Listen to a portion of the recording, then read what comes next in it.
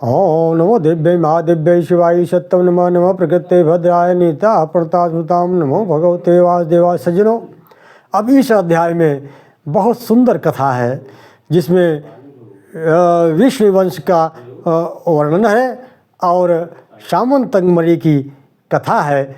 आइए चलते हैं। इसमें भगवान श्री कृष्ण के जो द्वारा उनको मिथ्या दोष लगाया गया कि सामंतमणि भगवान श्री कृष्ण ने चुराया है। आइए, बहुत अच्छी कथा है, सीधा कथा की तरफ चलते हैं। सूत जी कहते हैं, ऋषियों, अब आप लोग सातत्य के कनिष्ठ पुत्र विष्णु का वंश वर्णन सुनिए। गांधारी और माद्री ये दोनों विष्णु की पत्नियां हुई। उन्होंने गांधारी ने सुमित्र और मित्रनंदन नामक 2 पुत्रों तथा माद्री ने युधाजित, तत्पश्चात देवमीढुष, अन्य मित्र शिव और 5वें कृतलक्षण नामक पुत्रों को जन्म दिया। अनिमित्र का पुत्र निघ्न हुआ, जो निघ्न के महान पराक्रमी प्रसेन और शक्तिसेन नामक 2 पुत्र हुए। इसी प्रसेन के पास श्यामंतक नामक सर्वश्रेष्ठ मणिरत्न था। वह मणिरत्न भूतल पर समस्त रत्नों का राजा था। भगवान श्री कृष्ण ने भी अनेकों बार उनके मन में अनेकों बार उसे प्राप्त करने की इच्छा हुई थी, लेकिन प्रसेन से याचना की, परंतु वे उसे प्राप्त न कर सके। एक बार प्रसेन एकदाचिन्निगयायाता प्रसेनस्तेन भूषितः यथा शब्दं च शुश्राव बिले सत्वेन पूरितः ततः प्रविश्य स वीलं प्रसेनो हीक्षमैक्षतः रीक्ष प्रसेन च तथा रीक्षं चैव प्रसेनजित् हृत्वा रीक्ष प्रसेनं तु ततस्तं मणिमाददात् अदृष्टस्तु हस्तस्तेन अत अन्तर्विलगतस्तथा प्रसेनं तु हतं ज्ञात्वा गोविन्द परिशङ्कितः गोविन्देन हतो व्यक्तं प्रसेन मणिकारणात्। अर्थ दीर्घेण कालेन मृगया निर्गत पुनः यदुच्छ्याच गोविंदो विलस्याभ्यासमागतः तम दृष्ट्वा तु महाशब्दं सचक्रेण ऋक्षराङ्बली शब्दं श्रुत्वा तु गोविंदं खड्गपाणि प्रविश्य च अपशब्जाभ्यवन्तं तं ऋक्षराजं महाबलं ततस्तूर्ण ऋषिकेशस्तममृक्ष पतिमज्जसा जामवन्तं च जग्राह क्रोध संरक्तलोचना दुष्टावैनं तदा ऋक्ष कर्मभिश्रेण्य वै प्रभुं ततस्तुष्टन्तु भगवान वरेण्यान्यं रोचयत्। एक बार प्रसेन उस मणि से विभूषित होकर शिकार खेलने के लिए वन में गया। वहाँ उसने एक बिल गुफा में, जिसका स्वामी जीव उसमें विद्यमान था, होने वाले कोलाहलों को सुना। कौतूहल बल प्रसेन से उसमें प्रवेश करके एक ऋक्ष को देखा। फिर तो ऋक्ष की दृष्टि प्रसेन पर पड़ते ही प्रसेन की दृष्टि ऋक्ष पर पड़ी। तत्पश्चात दोनों में युद्ध छिड़ गया।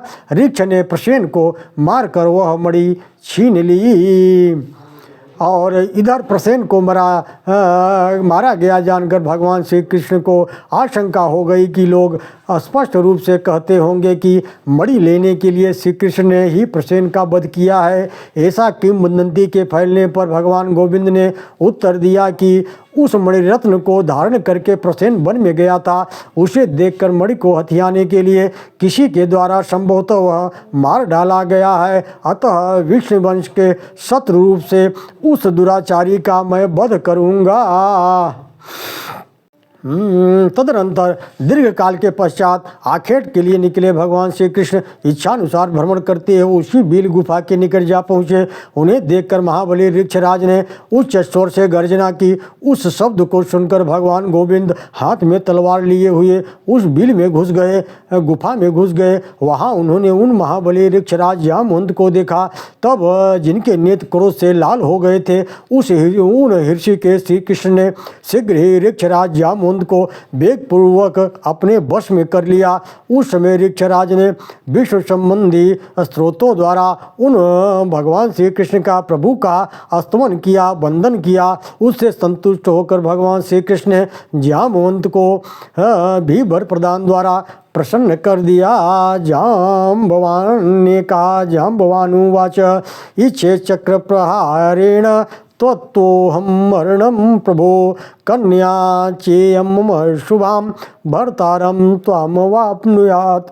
एयं मणिः प्रसेनं तु हत्वा प्राप्तो मया प्रभो। ततः स जामवन्तं त्वं हत्वा चक्रेण वै प्रभो। कृतकर्मा महाबाहो सकन्यं मणिमाहरत्। तदो सत्राजितायैतं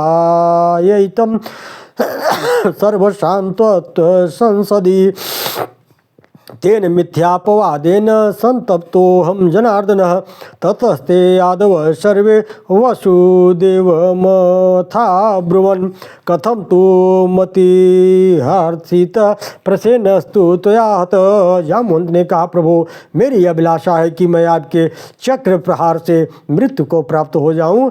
यह मेरी सौंदर्यशालिनी कन्या आपको प्रतिरूप में प्राप्त करे। प्रभु यह मणि जिसे मैंने प्रसेन को मार करके प्राप्त किया है आपके ही पास रहे। तत्पश्चात सामर्थ्यशाली एवं महाबाहु श्री कृष्ण ने अपने चक्र से उन जामवंत का वध करके कृतकृत्य हो कन्या सहित मणि को ग्रहण कर लिया। घर लौटकर भगवान जनार्दन ने समस्त तंतों को भरी सभा में वह मणि सत्राजित को समर्पित कर दी, क्योंकि वे उस मिथ्यापवाद से अत्यंत दुखी हो गए थे। उस समय भी सभी यदुवंशियों ने वासुदेव नंदन श्री कृष्ण से यूँ कहा, श्री कृष्ण हम लोगों का तो यह दृढ़ निश्चय था कि प्रसेन तुम्हारे ही हाथों मारा गया है। कह राज की 10 सौंदर्यशाली कन्याएं सत्राजित की पत्नियां थीं। उनके गर्भ से सत्राजित के 100 पुत्र उत्पन्न हुए थे, जो विश्वविख्यात प्रशंसित एवं महान पराक्रमी थे। उनमें भयंकर ज्येष्ठ था, भंगकार ज्येष्ठ था। उस श्रेष्ठ भंगकार के संयोग से व्रतवती ने 3 कमलनयनी सुकुमारी कन्याओं को जन्म दिया। उनके नाम स्त्रियों में सर्वश्रेष्ठ सत्यभामा, दृढ़ व्रत परायण व्रतनी व पद्मावती। भंगकार के ने इन तीनों को पत्नी रूप में श्री कृष्ण को प्रदान किया। कनिष्ठ विष्णुनंदन अनिमित्र से शनि का जन्म हुआ। उसका पुत्र सत्यक और सत्यक का पुत्र सात्विक हुआ। सत्यवान और प्रतापी युधान ये दोनों शनि के नाती थे। युधान का पुत्र असंग और उसका पुत्र दुम्द हुआ। दुम्द का पुत्र युगंधर हुआ। इस प्रकार यह शनि वंश का वर्णन ही समाप्त होता है।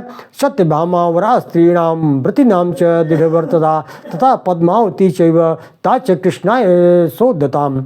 अब मैं विष्णु वंश में उत्पन्न अनिमित्र के वंश का वर्णन कर रहा हूँ। अनिमित्र की दूसरी पत्नी पृथ्वी के गर्भ से वीरवर युधाजित पैदा हुए। उनके वृषभ और छत्र नाम वाले 2 अन्य शूरवीर पुत्र थे।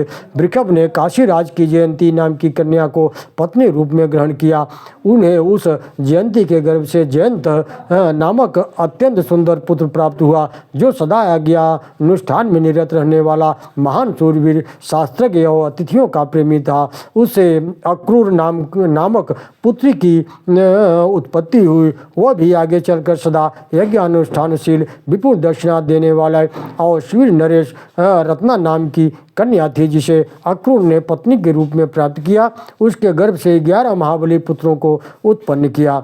रत्ना के गर्भ से उत्पन्न हुए ये सभी पुत्र यज्ञादि शुभ कर्म करने वाले थे।